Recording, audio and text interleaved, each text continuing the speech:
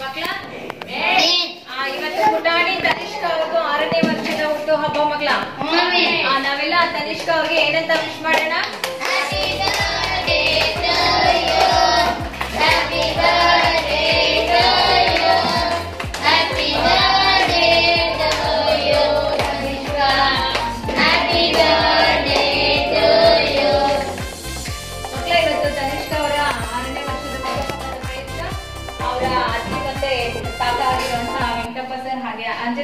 Anjanappa sir ಮತ್ತೆ Venkatamma madam ಅವರು, ಹಾಗೇನೆ ಅವರ ತಂದೆ ತಾಯಿ ಸುದರ್ಶನ್ ಸರ್ ಹಾಗೆ ವೀಣಾ ಮೇಡಮ್ ಅವರು ನಮ್ಗೆ ಇವತ್ತು ಮಧ್ಯಾಹ್ನದ ಊಟದ ವ್ಯವಸ್ಥೆಯನ್ನ ಮಾಡಿಸ್ಕೊಟ್ಟಿರ್ತಾರೆ ಮಕ್ಕಳ.